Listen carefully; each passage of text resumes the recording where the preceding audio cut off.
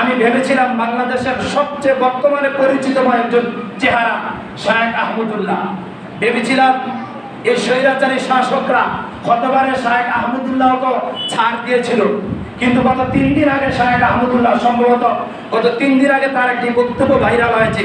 শায়েখ আহমদুল্লাহ বলে, আমিও এই স্বৈরাচার শাসক থেকে আমিও নিস্তেজ পাই নাই, আমিও রক্ষা পাই নাই। তিনি সিদ্ধিরগঞ্জের থানার অফিসারের কথা বলে বলছেন, আমাকে সিদ্ধিরগঞ্জ থানার মধ্যে নিয়ে আমাকে হুঙ্কার দেওয়া হয়েছে, আমাকে শাস্তি দেওয়ার জন্য কথা বলা হয়েছে। আমার সামনে বলছে তার হাত পায়ের লোকগুলো এখনই তুলে ফেলো। আমি বলছি আমার কি অপরাধ ছিল? আমি তো শুধু মাসলা নিয়ে কথা বলি। বাস্তব নাকি অবাস্তব?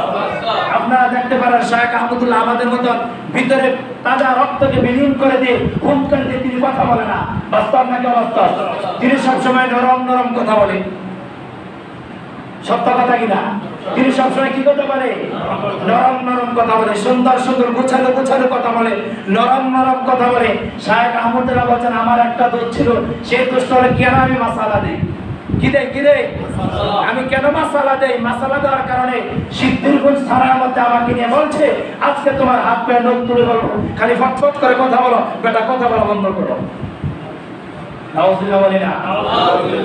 আলেমদেরকে যারা নির্যাতন করেছে, নির্যাতন স্টিমুলার চালিয়ে দিয়েছে, আপনাদেরকে আমি জানাতে চাই কিয়ামত পর্যন্ত যতদিন সংগঠিত না হবে এরকম আলেমদের উপরে যারা নির্যাতন করবে, নির্যাতন স্টিমুলার চালানোর চেষ্টা করবে, আল্লাহ তাআলা যেভাবে নমরুদকে ধ্বংস করে দিয়েছেন, আল্লাহ তাআলা যেভাবে আবু জাহেলকে ধ্বংস করে দিয়েছেন, আল্লাহ তাআলা যেভাবে উতবাকে ধ্বংস করে দিয়েছেন, আল্লাহ তাআলা যেভাবে ফেরাউনকে ধ্বংস করে দিয়েছেন, আজ পৃথিবীর কোন নমরুদ, কোন ফেরাউন, কোন নাস্তিক যদি মাথা যদি উঁচু করে দাঁড়াতে চায়, আল্লাহ তাআলা তাদেরকে এভাবে ধ্বংস করবে। বাস্তব নাকি অবাস্তব?